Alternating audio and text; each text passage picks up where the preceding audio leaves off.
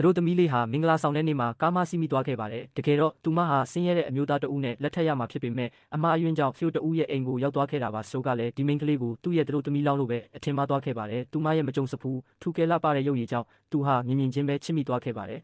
။မင်္ဂလာအခမ်းအနားမှာတော့ရှိုးကလူမလက်ထပ်နေပြီဖြစ်ကြောင်းတယောက်ယောက်ကအော်ဟစ်ပြောဆိုခဲ့ပေမဲ့လက်ထောက်ဖြစ်သူကတော့အနှောက်အယှက်မဖြစ်စေဖို့အမြန်တားဆီးလိုက်ပါတယ်။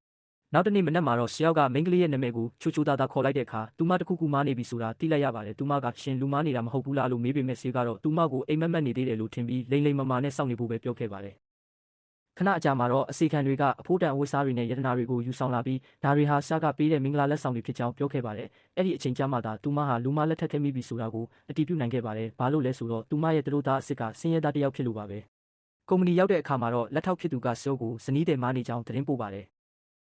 ရှောဟာခဏလောက်အံ့ဩသွားပေမဲ့မနက်ကဖြစ်ပျက်ခဲ့တာတွေကိုပြန်တွေးပြီးစိတ်ဆိုးမဲ့အစားဒီမိန်းကလေးကသာသူ့ရဲ့ဇနီးဖြစ်တယ်လို့ပြက်ပြက်တသားဆုံးဖြတ်လိုက်ပါတယ်။အဲ့ဒီနောက်မှာမိန်းကလေးကသူ့စီလာပြီးအာနာတကြီးနဲ့တောင်းပန်ခဲ့ပါတယ်။ဒါပေမဲ့ချေကတော့သူမကိုနူးနူးညံ့ညံ့ပဲနှစ်သိမ့်ပေးခဲ့ပြီးသူမဟာသူ့ရဲ့တရားဝင်ဇနီးဖြစ်ကြောင်းပြောပြခဲ့ပါတယ်။သူမကသူတို့နှစ်ဦးရဲ့ဂုဏ်ချက်ချင်းမထိုက်တန်ဘူးလို့ခံစားနေရပေမဲ့ချေကတော့ဒါတွေကိုလုံးဝဂရုမစိုက်ခဲ့ပါဘူး။တခါမှအချစ်စစ်ကိုမခံစားခဲ့ရဘူးတဲ့မိန်းကလေးဟာပျော်လွန်းလို့မျက်ရည်တွေတောင်ကျခဲ့ရပါတယ်။သူမကတော့ဒီအမျိုးသားကိုအစွမ်းကုန်ချစ်သွားဖို့နဲ့ကလေးတွေအများကြီးမွေးပေးဖို့တောင်တစ္ဆာဆိုခဲ့ပါတော့တယ်။